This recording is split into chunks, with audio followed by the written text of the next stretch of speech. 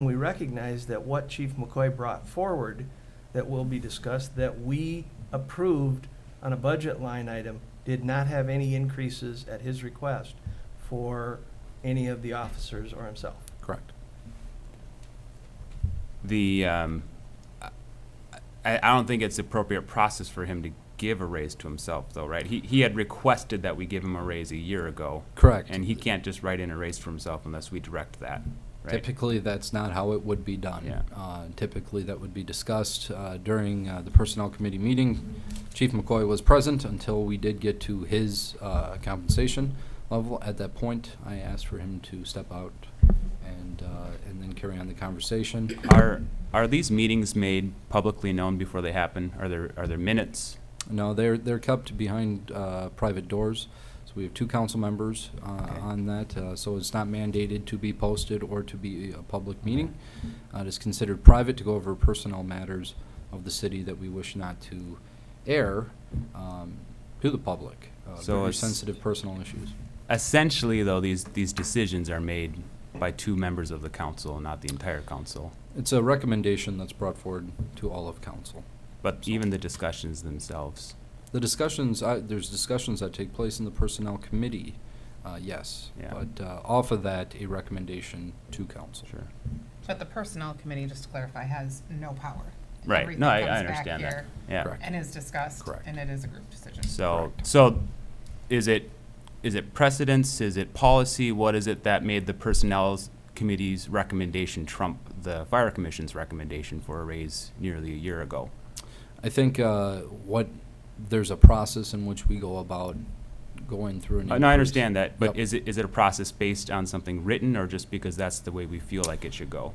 Currently, that is, it's kind of a policy that the city has followed. Kind of a policy, or is it a written mandated policy? I'd have to look into Okay, that. But that's the way that we've looked at salary increases sure. for other employees in the past, and based off of that pattern, that was the mindset of going into this as well. Well, I think in full transparency too, Mhm. that, we have a volunteer fire department. Mhm. I think for you to say that, the establishment, whatever we, as a group, decide to put as the appropriate stipend, Mhm. and then to leap that to, well, that is showing that we have no trust, I think that's a leap, Dominic, I can't make. And I don't know how you get from point A to point B. So this is based on prior comments I've heard in workshops and full public transparency. I think I can repeat them here, is that there's been a scare to give Chief McCoy this raise because we're afraid whoever might supplant him may not be at his skill level or his interest level in putting in those hours. And so if we bring him up to a certain level of pay, then the chief after him may assume that kind of pay is going to be received without any sort of performance-based bonuses. So as I read between the lines here, spot-based bonus to me says, we're going to give this to you if you earn it year after year in the stance or in the circumstance that you leave and a new chief comes in, now they don't feel they're owed that kind of money. I could be off, but as I piece the breadcrumbs together, that certainly seems to be what's happening here. And that's why I say that's a lack of trust. Whoever replaces Chief McCoy is probably a firefighter right now. And that, to me, is communicating a lack of trust in our current firefighters, that they're not able to fulfill that role. And we have measures in place. One of the nice things about the new policies is that there can be a review made at any time at the administrator's discretion. And this is a performance-based review. It makes the chief an at-will employee. There's no terms to serve. They can be hired or fired at any moment based on performance things. And so if we set a certain stipend and an expectation with that, we can hold that chief to that. And if they're not performing at that level, we have reviews in which direction can be given, or ultimately they could be terminated from that position and replaced. So I don't see the fairness into this to Chief McCoy to say, yes, we do value you, but we're going to make you jump through these hoops each year, and then you may or may not get a $5,000 or $5,500 net pay by the end of the year. So this is the reason it doesn't sit well with me. I think we need to reward him with a planned stipend that brings him close to area chiefs, and I think he's putting in a ton of work and effort and sacrifice into this. So I think it's a good thing for this year, but moving forward, and maybe this is a premature discussion that should be happening at the next council meeting. I think moving forward, we need to discuss, I would like to discuss finally, once and for all, as a council, a permanent annual raise for the chief position. I think it's overdue. I think it's needed, and I'll yield there because I know what is at hand right now is this performance-based bonus. And again, I'm going to vote in favor of that, but I don't know if there's any other. I guess I would just like to say that I'm offended by your comment to Okay. say that there's a lack of respect and a lack of trust. That has not been conveyed. That is not how I feel. I sit on the personnel committee. I support the fire department. I trust our leaders and I trust our staff. So I am offended when I hear you say that. On the personnel committee, one of the things we've talked about repeatedly is when we are looking at policy, it is policy. Chief McCoy will not be the chief forever. I understand that. So that is why it is a title and it is not a name, and we need to separate that when we're looking at things. There's a big difference between being a firefighter and being a fire chief. There's different skills, there's different things, different roles that they play. And we have a lot more flexibility when we don't need to change policy every year if it were to come to that. And that is one of the things that I appreciate about the spot bonus. And staff was able to say, hey, look at these great things, look at the hard work, let's acknowledge it. So I just, No, and I apologize. It wasn't directed at any of you personally. I'm saying as a council, how I see this come across, this is offensive to me, that we take this approach on an annual basis. It's absolutely offensive to me because I feel like it is communicating, probably not intentionally. I don't believe it's what any of us are saying with our mouths, but with this approach, I believe it's communicating to this whole department that we don't value that position to pay it. It's at a third of the price of area chiefs. And for us to say, well, he didn't ask for it, or, we are giving him the money, but it's not something he can plan on, but maybe we'll give it to him if you feel like he deserves it at the end of the year. Do you understand my perspective on that? I'm putting myself in their shoes, and it doesn't sit well. It doesn't, so. But Dominic, I don't think any system that uses a stipend-based approach nearly tries to recognize the hours or the work or you set a stipend and you say that's the stipend that position has. And then I applaud Bobby for being big enough to go, hey, I got a member of my staff that's just knocking the socks off of it from a performance standpoint. And to come here and ask us to provide a spot bonus for that. Well done, Bobby. That's the way the system should work. And if we're going to be debating whether 3,500 or 3,000 or 4,000, I think we're missing the essential point of a stipend-based compensation system. It never recognizes all the work that somebody does. So why Never have we intended not to. discussed his raise that he asked politely a year ago? Why was it buried and never talked about again? That's my frustration with this whole part, is now we're replacing that raise, a scheduled, planned raise, with spot bonuses. Why did we get to this point? Can anyone answer me that? I haven't had a good answer yet, and that's my frustration.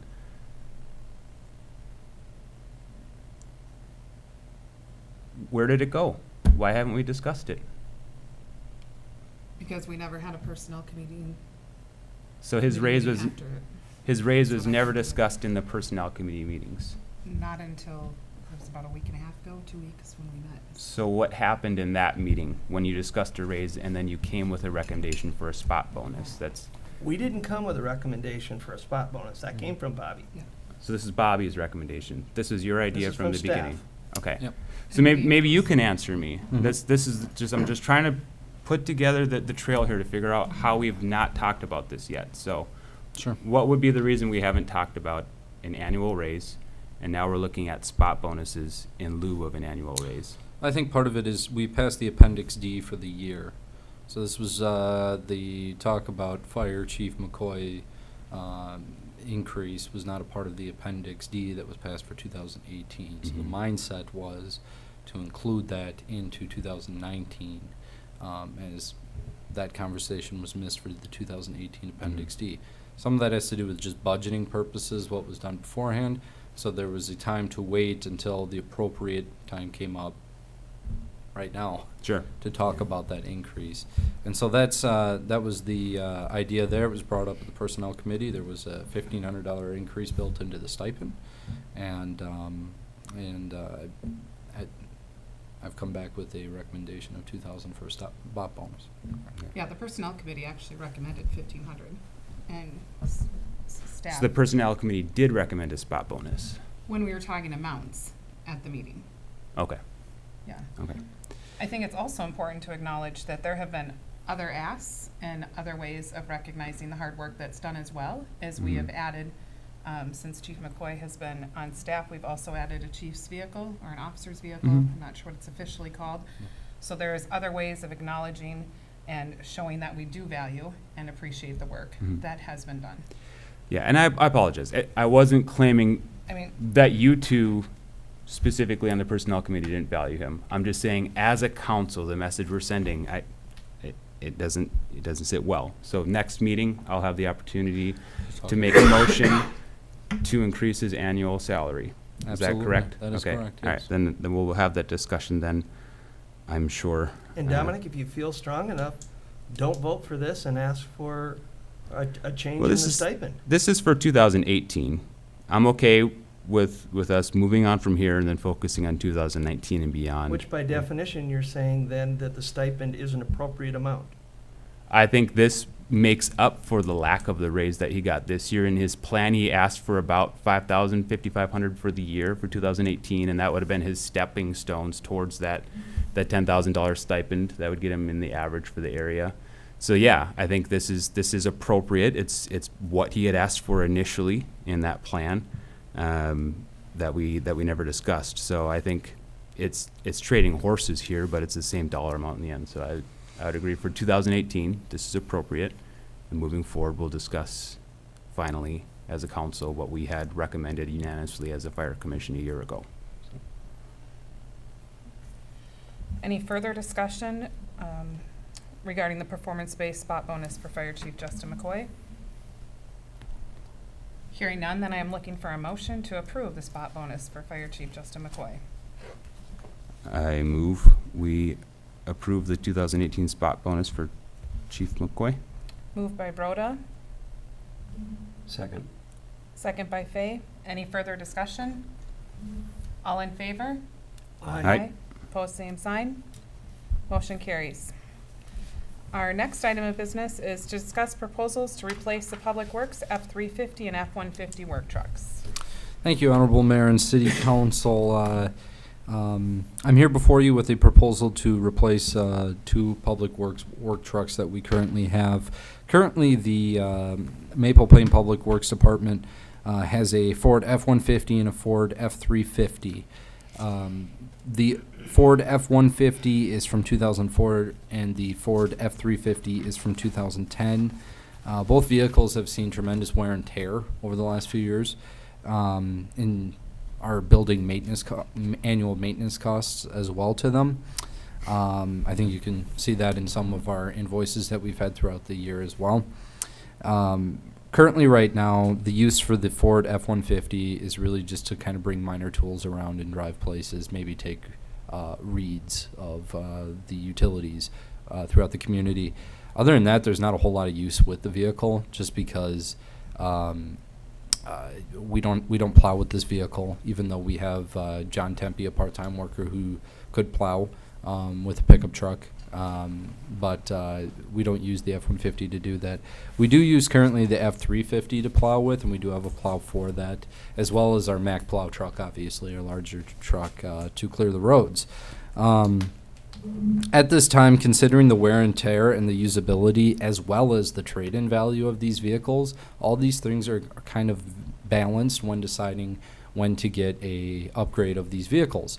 And so sitting down and talking with Public Works, as they've been talking to me over the last year and a half about this, they've recommended that instead of replacing the Ford F-150 with another Ford F-150, why not make that a 350? And then what they really are struggling with is they need a larger vehicle than the 350 for some of what they're doing. Some of that bringing hot mix around town, or if they're hauling anything, that F-550 is what they're requesting. And after, one of the first things that it was brought to my attention is that when I started here couple years ago, is that the Ford F-350, its body type didn't fit what they were doing. It wouldn't allow them. They kind of maxed out the load on the back of that pickup truck quite often, and as a result, that's why they're here now at this time when it's time to replace, asking for the Ford F-550. So as you can see, we were able to secure 3 bids from Ford dealerships for these vehicles. The first one that you see up there is the Ford F-550, and the low bid there was Maury's Buffalo at $62,736.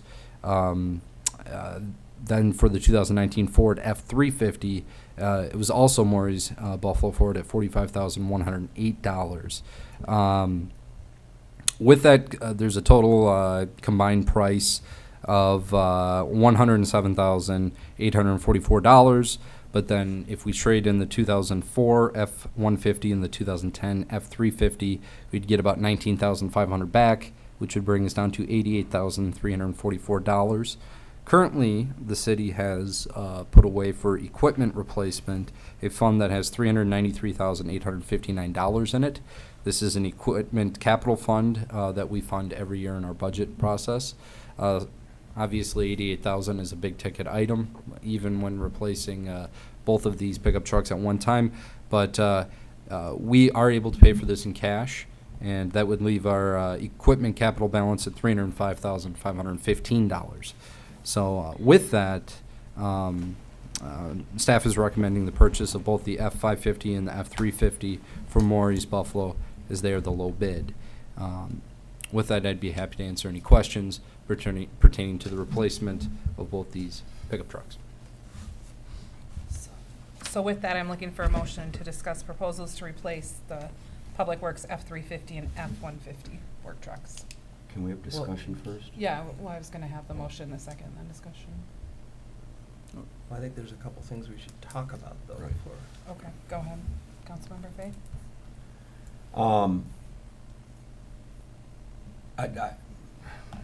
I hate to keep saying it, but I'm a numbers guy. Yep. And I paid a great deal of attention to these 6 different quotes. Boyer was very tough because they just wrote a number.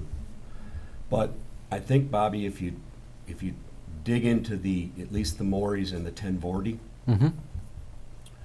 you will find that the Maury's and the 1040 F-550 as well as the F-350 are not equipped the same way.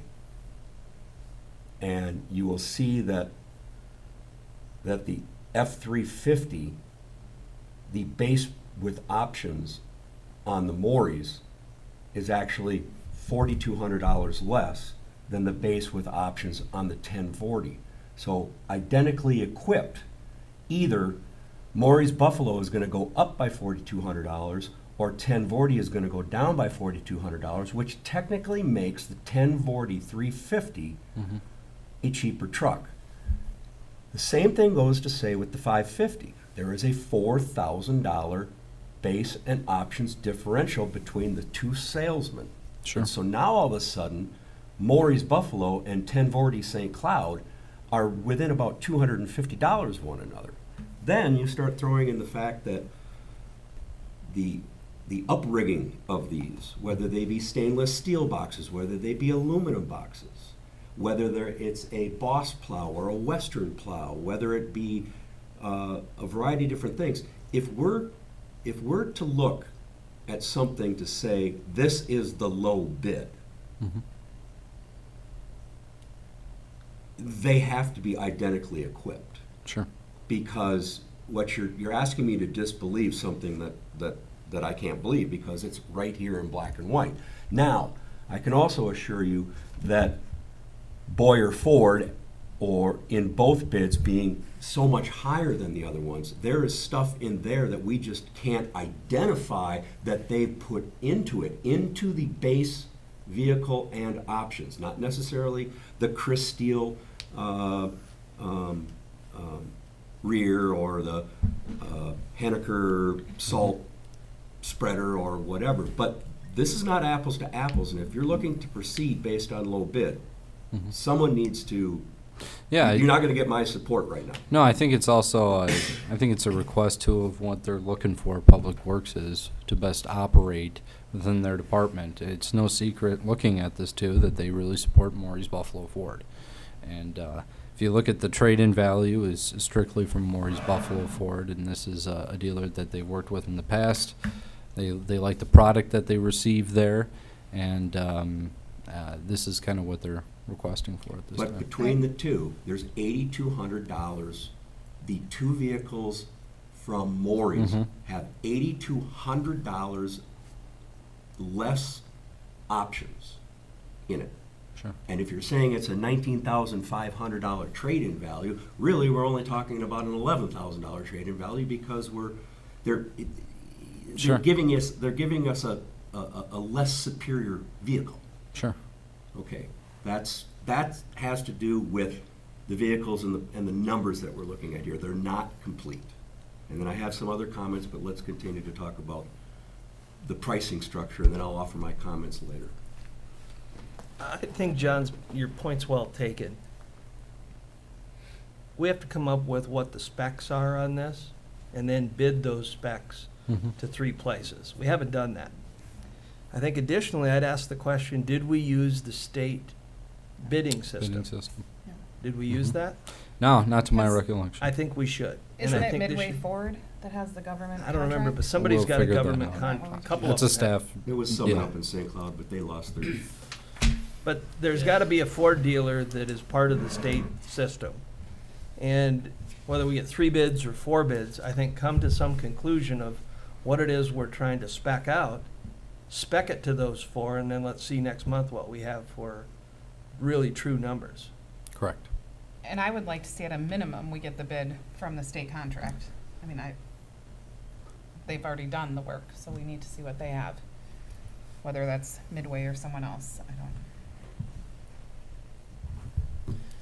I would also ask the question, Bobby, in your presentation, you said, we currently have an F-150 and a 350, and we don't really use the F-150 for that. Now, all of a sudden, we're moving to a 350 and a 550. Yeah, for plowing purposes. But you said you only use one of the two for plowing. Currently, because we only have one plow. So the vehicle that we're buying, both the 350 and the 550, are equipped with plows. So that would allow then for all 3 of those 3 vehicles, the 2 pickup trucks and our Mack plow truck, to be used for plowing. So if, for instance, I think in April we got a really big snowstorm. At that time, we could then call in John Tempe to help with plowing, as he's the part-time guy currently right now, to help clear streets with our public works, but only in extreme circumstances. But it provides that option. Which brings me to my comment. I'm not buying the argument that we need 3 plow trucks in this city. Okay. And the fact that John Tippy can do it, John Tippy vacations in Texas for a month every winter too, so that is not a viable option to count on John Tippy. I would agree that maybe the 350 gets replaced with a 550, equipped the way you spec it out. Put a heater in the 150, use it as our grocery getter. It's got brand new tires and a variety of other things, and it's not going to lose any value over the course of the next 2 or 3 years. And let's break this purchase. It's nice to say, oh, the money's there, it's free, we don't have to increase our levy, but let's do this in a fiscally responsible method. And 2 plows, and we keep the 150 as the grocery getter. That's my feeling. Any other discussion? I'm hearing at this point, we want staff to go back and look at the bids, make sure that we're comparing. This same will probably thing. come back, I'd guess, probably next spring, Okay, maybe summer. Are they okay with the trucks they have for the winter? Yeah. Okay, Yeah, they'll make it work, okay. for sure. any other direction or discussion? I think, Bobby, though, if the 350 needs to be replaced, send that spec set out to bids. And I think what I'm hearing is, I think council makes a very good point about making sure that all the bids that we are bidding for is accurate. The fact that that is not accurate is not acceptable for us to move forward with this bid legally. No, but how long would it take to put a bid package together? The problem is building the machine at this point. There's only a certain time where they will build a pickup truck to this spec, and this is the window. Apologize for the timing. It has more to do with when I received these quotes after we had been talking about it and this information and sitting down and going over this information. So I think that it'd be wise for council to wait until we do get new bids that are comparable to all of the companies that we're looking at, and that's what we need to do, and that's and at that point, that's what I would and will recommend to city council, is waiting until we have further information. I don't recall, how much are we funding the capital equipment purchase? I think it's like 25,000 a year. Okay, so by next spring, essentially 2019, Yeah, it's the- increased by $20,000 or $25,000. Well, it doesn't matter about the funding level right now. We've got plenty of funds in there. It's more And that's only used for only vehicles? right now. It's equipment. I mean, that's. And when you buy a brand new Mack plow truck, it costs a lot more than these pickup trucks do. So Right. that's the idea of $25,000. And we're per planning year. long-term I for understand. the bigger, Yeah. larger Understand. pieces of equipment as well. I think we have to yield to you, Bobby, though. If you say we're looking at a I- 14-year-old vehicle, I would say to city council that I think we wait. That would be my recommendation based off of this. well, that's obviously your call, what you want to bring back to council. Yep. But I think if we need a replacement of a truck, I'll go on record as saying we need to get a replacement for the truck. We do, but we need to make sure that the information brought is correct. Well, then, let's be real, you probably should have brought 3 identical sets and used the state bid. So, Mistake. yeah, moving forward, we'll have identical bids and we'll have the state bid included in that. And when you're ready, then you can bring that back. And they have what they need to get through this season, Correct. the equipment. Correct. Perfect. All right, thank you. Next item of business is council reports, and I'll start with Councilmember Bowman. Sure. Had the fire commission meeting earlier this month, and had a presentation of a engine tanker replacement, part of their capital improvement plan, and waded through about 60 pages of stuff I didn't understand until I saw a nice picture of the truck. But the truck committee's been hard at work for the fire department, and looking for that purchase. I think next year's 2019 is what we're looking at, but exciting to see him get that pivotal piece of equipment replaced. We also had they had the blow up boat that they use for water rescue have a puncture, so they replaced that and adjust the capital improvement plan. But it's good to see them using that when they need it and be able to replace it and get it going. But things are going good in the fire side of things. Other than that, I don't think I have much else to report. So. Thank you for that update. Councilmember Fay. The mayor and I attended our first Party in the Park planning session inside of a couple of weeks ago. It is slated for Saturday, 1st of June, 2019. Similar format to last year. We're looking for volunteers. And they can contact you or I or the Absolutely. city to find us. What kind of volunteer positions specifically are they looking for? Well, there's the better part of about 8 months of planning. There is Day of. businesses that need to be talked to. We are eliciting donations to basically support what I refer to as the infrastructure. That is the cost of putting the program on and it is the sale of adult beverages, really, that the Orono Rotary utilizes as profit, and they will be forwarding those funds back to the city in a big fake check. And what's the date? Do you have a date set for that? January, or June 1st. June 1st. Great. Thank you. First Saturday in June. Great. Thanks. Councilmember DeLuca. Well, and I think you've heard a couple of the things that I've been involved in this month. The Fire Relief Association that Ray presented earlier. I will build on that again and say that we are so fortunate to have the firefighters that we do, and our police force, Gary. I think sometimes those go without saying, but that's an important little chunk of work that we're due to provide not just a compensation package, because we recognize from our earlier discussion that it isn't always about that. It's the part of the retirement piece that is part of the incentive too for having our firefighters.